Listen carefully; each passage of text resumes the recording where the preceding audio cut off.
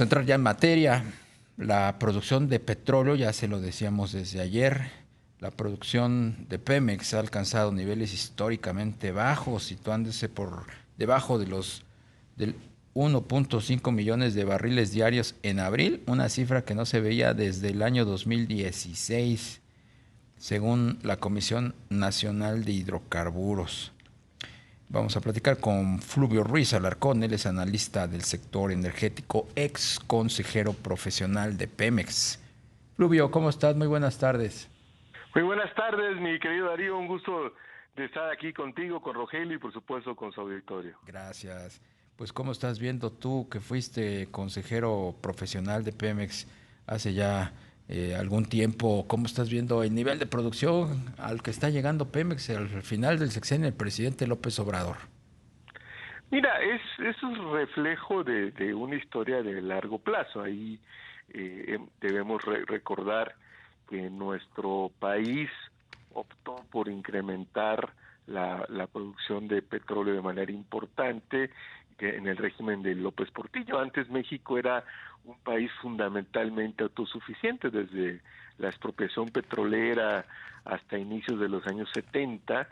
México producía básicamente lo que consumía e incluso en 2 años, entre 71 y 73, fuimos marginalmente importadores, es decir, ya no fue suficiente la producción nacional. Después vino el descubrimiento de Cantarell, hubo un gran debate en aquellos años sobre qué hacer, pero bueno, finalmente le resolvió al Estado mexicano el problema de tener que hacer una reforma fiscal que hemos pospuesto por 50 años, ¿no? Y se empezó a explotar Cantarell, que ha sido históricamente uno de los 5 yacimientos unitarios más grandes en la historia petrolera del mundo.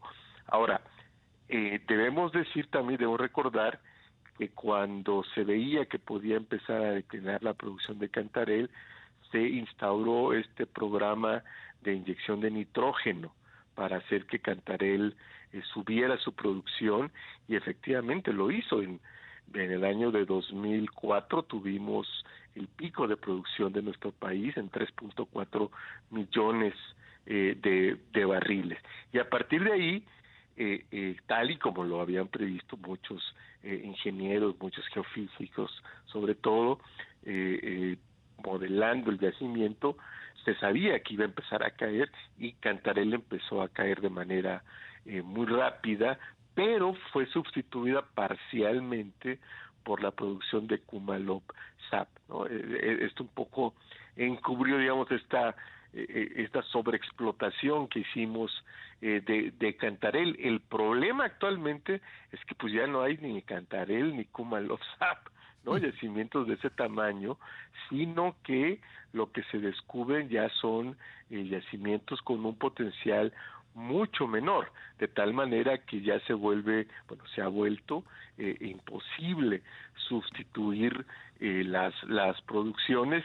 Y en efecto estamos llegando, bueno, los datos que yo incluso revisé un poquito hace rato, nos muestra que estamos en niveles de producción de la época de los años 80, de inicios, cuando empezábamos a crecer como país. Recordemos, hasta antes de Cantarell nunca habíamos producido 1 millón. Entonces, casi en su momento se celebró ese 1 millón de barriles, pero que era, insisto, suficiente para la producción interna. Entonces, creo que tenemos de ahora en adelante un gran reto, porque ya no vamos a descubrir, es difícil, ¿no? El descubrimiento de un yacimiento gigante, sino que vamos a tener que hacer un enorme esfuerzo exploratorio para ir descubriendo yacimientos que son pequeños. Y también aquí hay un tema que tiene que ver con la estrategia que se empleó en esta administración, de lo que se llama la exploración de jardín.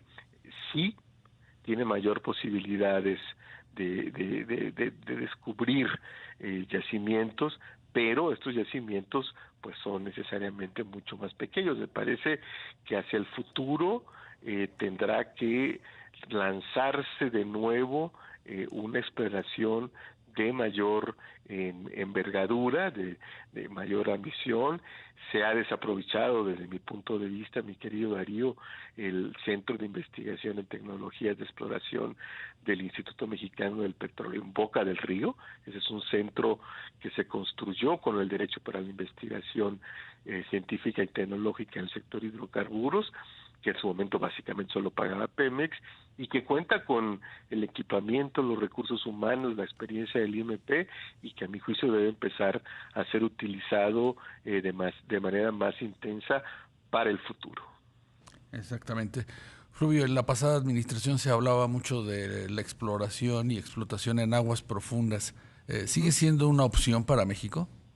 Sí, sobre todo porque según datos de Rystad Energy, que es una consultora noruega muy seria, los costos de inversión, ¿no?, desde la exploración a la producción en aguas profundas ha disminuido en un 75%, es decir, están hoy a la cuarta parte de los costos que existían a inicios de este siglo o a inicios de la primera década de este siglo, y también los tiempos de producción, esos incluso los últimos yacimientos que han sido explotados en el Mar del Norte se han logrado hacer en una décima parte del tiempo frente a lo que se hacía al inicio. Entonces, sin duda debemos hacerlo, sin duda habrá también que repensar los esquemas bajo los cuales se podría hacer este esfuerzo exploratorio de desarrollo y de producción. Me parece que se tendría, por ejemplo, que modificar el esquema actual a partir del cual Pemex se puede aliar con otras operadoras, ¿no?, que es al final termina con una subasta, ¿no?, y que no necesariamente es lo óptimo desde el punto de vista de la industria, ¿no? Sí. Recordemos el caso específico de Trión, donde después de 2 años de diálogos entre BP y Pemex, pues se siguió el proceso para lanzar una alianza que está en la ley y que culmina con esta subasta, y pues unos mineros australianos, o sea, ni siquiera eran petroleros, BHP Billiton ofreció $50 millones más que BP y fue quien salió con petróleos mexicanos, ¿no? Lo que ocurrió es que no se hizo nada durante años. Oye, Fluvio, ¿cómo ves esta situación de la baja histórica en la producción que coincide pues con el final del gobierno del presidente López Obrador, que por el contrario había prometido elevar la producción a 2.6 millones de barriles diarios? Sí, todos los gobiernos son súper optimistas. Si recuerdas, en la exposición de motivos de la reforma se decía que para 2018 estaríamos produciendo 3,5 millones. O sea, siempre hay un optimismo extremo en los planes gubernamentales, ¿no? Creo que la realidad es mucho más compleja, por eso insisto en que se deben buscar nuevos esquemas para que Pemex pueda acompañar estos esfuerzos, pueda liderarlos, pero sea acompañado, e incluso aprovechar artículos de la ley como el 16, que permite que el Estado mismo, prácticamente ahí sin riesgos, sea quien se asocie con operadores privados, como es muy frecuente que se haga en Noruega y Brasil, ¿no? Siempre hay, por alguna razón, siempre ganan los optimistas el debate de la producción, pero eso nunca ha ocurrido.